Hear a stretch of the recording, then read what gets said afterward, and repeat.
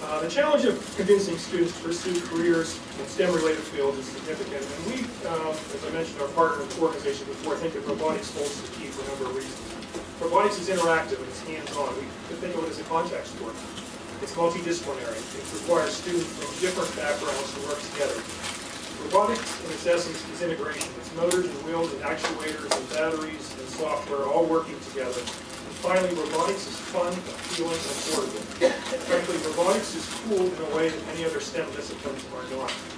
The same traits that make robotics appealing as an extracurricular activity, so the first robotics competitions and similar events, also make it very effective as a teaching instrument within traditional curriculum. And some of the country's premier academic institutions are working to integrate robotics into traditional curriculum.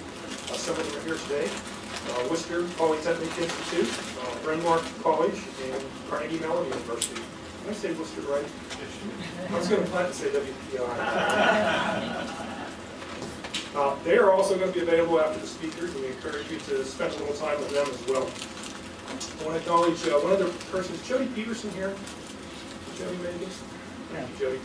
Jody is with the National Science Teachers Association and also organizes the Congressional STEM Caucus. If you're interested in STEM or STEM-related policies, it's a great person to know. Our next speaker is also keenly aware of the challenges faced by America's educational system. Congresswoman Diane represents the 33rd District of California, and she brings a unique perspective to discuss education in America's role in the world. Prior to serving in Congress, Ms. Watson was an elementary school teacher and a school psychologist. Her worldview has been shaped by her role as a U.S. ambassador and more recently her membership on the House Foreign Affairs Committee. Congresswoman Watson would like to share some thoughts with us today.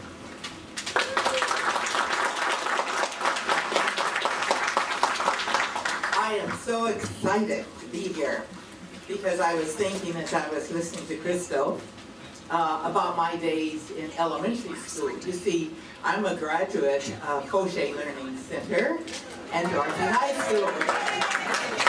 And yes, we're going to have first in every school across this country. It's essential that we keep up with technology. So this is so exciting. I want to thank my staff, Ronnie Lowenstein, who called me, and Charles Stewart, who's assisting here in the back, brought him in from the LA office to assist Ronnie and the rest of our staff because she does the work on the ground while I do the work here on policy. But we're going to take that groundwork and we're going to put it together. So I'm so pleased to see the students here. Let me see all of the students from Fauché Learning Center. Yay! Our Dorothy, yay! I gotta tell you, we happen to be lucky. We were one of 4 schools, Dorothy was, in the country to participate in the Challenger, as you know, flight.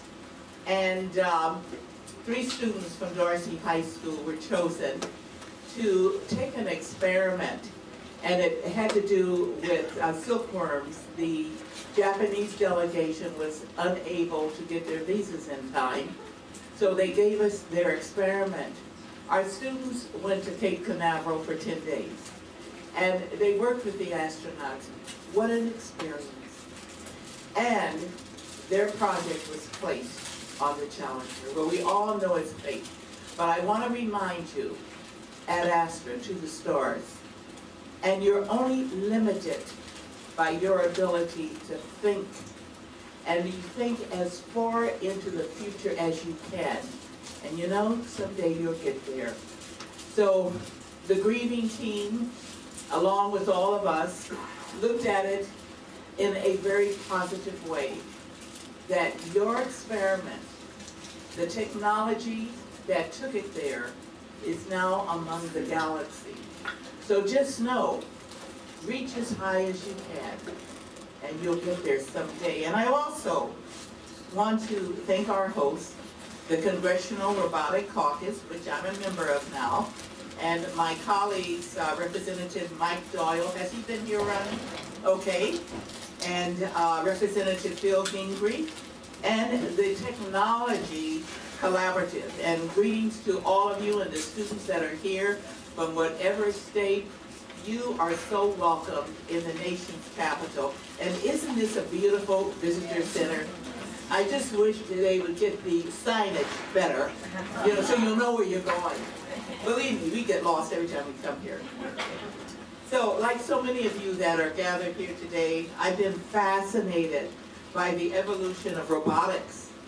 And for those used in medical care, to perform surgery, to the surveillance that robots deploy in Iraq and Afghanistan to protect our military as they dispose of roadside bombs, to the robotic arms used to build and repair the International Space Station, and even to domestic robots that vacuum our floors, our robots that you know, have the toys that fascinate kids, our dinosaurs charming our youth and play. They all have a place in our future. And let me tell you, I just came from a committee. I'm on international relations, and we were gathering information from experts on what's going on in Afghanistan and what's going on as our military tries to defeat the Taliban. And I'm shaking my head because I don't think it can be done the way we're doing it. And I would suggest that we put robots out. You know, we train our military to walk down the road in columns on either side of the road. You see them trained that way. Today requires guerrilla tactics. And I thought, why do we expose ourselves when those who know the terrain are hidden behind sand dunes and mountains and so on? Why don't we put our robots down to clear every path that we take? And that's where robotics is. You gotta think big. And you know, we use our human capital. And that's not going to work in these kinds of wars, Pakistan and Afghanistan. No.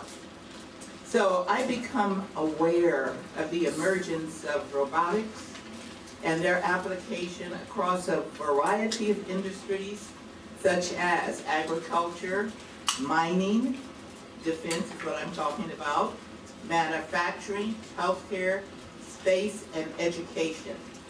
And while I can celebrate the potential of robots and robotic engineering to affect the lives of every American and actually transform how we live in the future, I remain concerned about ensuring that we have an appropriately skilled STEM, S-T-E-M, workforce to shape that future.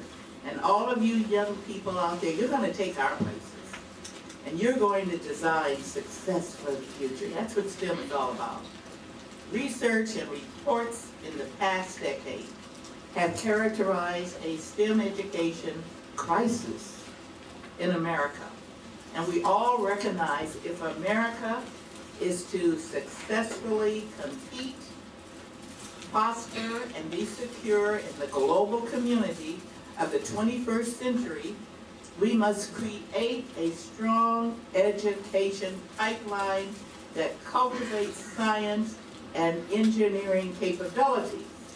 You know, we hire a lot of people from foreign countries to come over and fill in those spots that you should be taking in order to continue to create and be innovative. We've got to do a better job in education. It's essential for the 21st century that we innovate, or we will abdicate our leadership role in this emerging world.